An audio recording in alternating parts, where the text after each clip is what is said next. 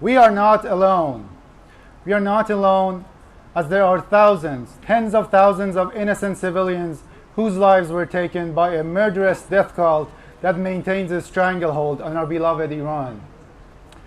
And no, we are not alone when so many like you have joined us in this rally for justice. An evil that is not only ravaging one of the richest and most important countries in the Middle East, but also wreaking havoc on the entire region and the world. The question is, who are the leaders of this evil establishment of the Islamic Republic regime? Who are the main characters in this plot against Iranians, justice, and humanity? Let us begin with the members of its Supreme Security Council. They took the first fateful step in the execution of a historic crime against humanity. They ordered the skies over Tehran to be kept open on the morning of January 8th, as they knew that a military provocation of the United States was about to take place within hours that morning. These are the first and principal culprits of this crime. Ali Shamkhani. He is Khamenei's representative in the Security Council.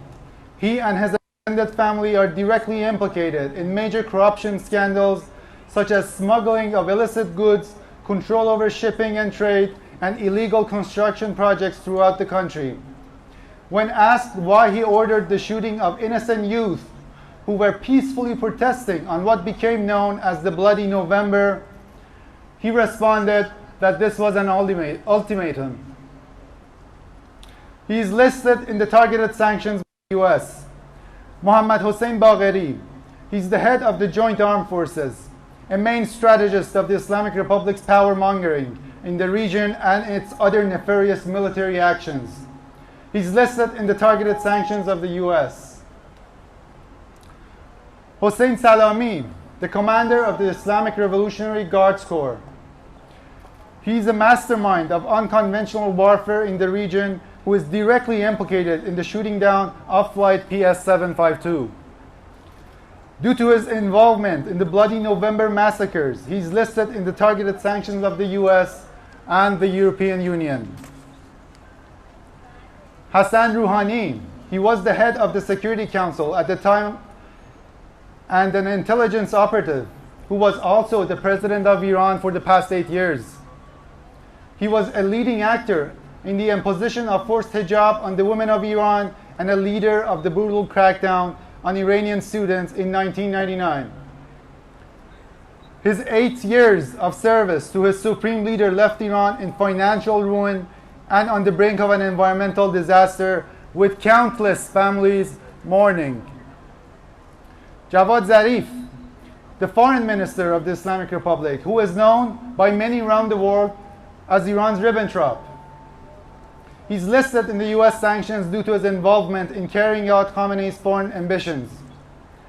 Hossein Ashtari, the commander of the police forces, who is listed in the targeted sanctions of the US and the European Union due to his involvement in the Bloody November massacres. Mahmoud Alavi, the minister of the Islamic Republic's nefarious intelligence ministry. He's among the leaders of massive crackdowns on Iranian protesters and activists, including the families of the victims of Flight PS-752.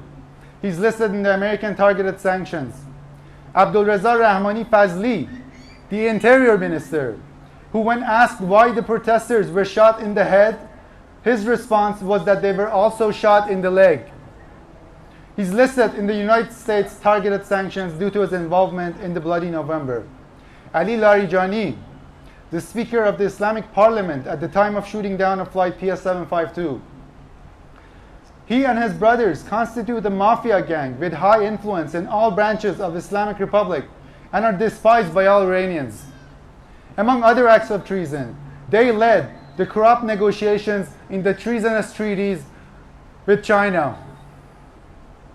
Abdul Rahim Mousavi, the commander of the Islamic Republic's army, who was also in charge of Iran's air defenses on January 8th. He denies involvement in the missile attacks and refuses to explain how the attacks were coordinated with the IRGC that morning. Ebrahim Raisi, his reputation precedes him. known as the death judge and the devoted executioner. Suffice it to say that just one of the many crimes he has committed over the years was listed by Canada as a crime against humanity. The question is, why such a contemptible cast of characters with such reputations have not yet been listed in Canada's targeted sanctions against state criminals? Why is the IRGC not on the terrorist list? Is 43 years of crime, corruption, assassinations, and illicit activities not enough? We object to the European Union's participation in today's presidential inauguration and compel the free world not to appease to a murderous regime. These characters have been directly involved in the planning and execution of missile attacks on Flight PS752 that took the lives of 176 innocent human beings. That includes one unborn child, 55 Canadian citizens, and 83 with close ties to Canada. Among them, 29 underage children. Just today, when the new President Raisi is being inaugurated, the airspace over Tehran is closed. But on January 8th, and during dangerous military confrontation with the United States, and as these same characters stated, conditions of war, the skies over Tehran were kept open. These characters are the henchmen of the Supreme Leader, and together they are involved in every atrocity that ravages Iran and the region. 2 weeks ago, there was the violent crackdown on the people of Khuzestan with mass killings and arrests. They have a direct hand in the internet blackout and persecution of the mourning families. They are involved in the environmental catastrophes. These men and the organizations they control have been instrumental in the crimes over the past 43 years. Many other names can be added to this notorious list of henchmen only if the international community would finally find the will and determination to confront this criminal entity disguised as a government. Khamenei and his henchmen want us to emigrate if we don't accept their rule. And even when we do, we are not safe. We, the families of victims of Flight PS752, are another link in the bloody chain of crimes committed by the Islamic Republic.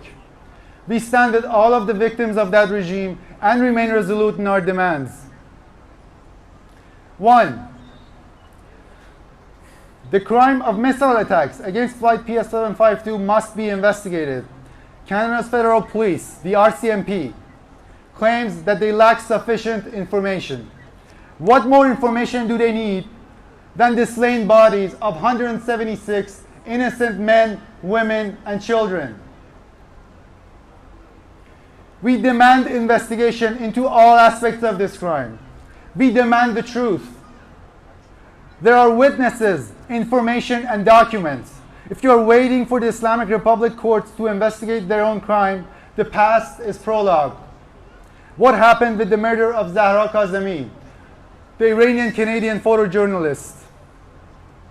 What transpired in the case of Kavusei Emami? The RCMP must launch an official criminal investigation. The PS752 file is going to court, while the main culprits, such as Amir Ali Hajizadeh and other key commanders behind this crime, are absent from the list of accused. 2. Over 2 months have passed from the joint notice of claim issued by the affected countries in the case of PS752. The notice of claim remains unanswered by Iran. And all the while, the henchmen of the regime have participated in 6 rounds of talks over the nuclear deal.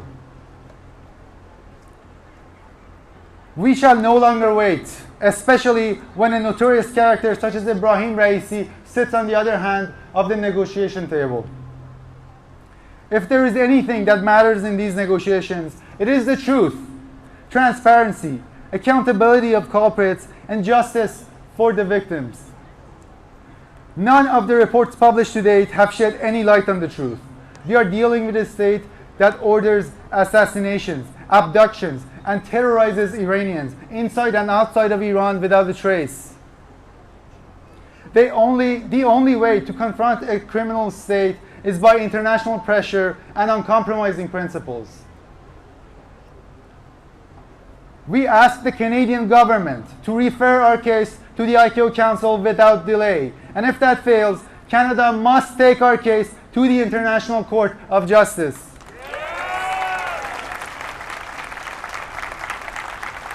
We must consider the lessons learned from the fate of the families of Lockerbie and Air India bombings. 3. The ICAO's inaction and credulity is unacceptable. Hiding behind an absurd position of neutrality, the ICAO remains indifferent to the fate of the victims and their families. Despite the overt, documented breaches of every regulation, the ICAO has failed to even condemn the Islamic Republic for its actions. The ICAO Council is the next milestone in our case, and the families are observing closely. The Canadian government must make up for its passive positions of the past and must compel the ICAO members to take a firm stance against the Islamic Republic regime. Our demands remain firm. We demand opening criminal investigations. We demand that the symbolic negotiations be concluded and the case be referred to the ICAO as a prerequisite to initiating proceedings at the International Court of Justice.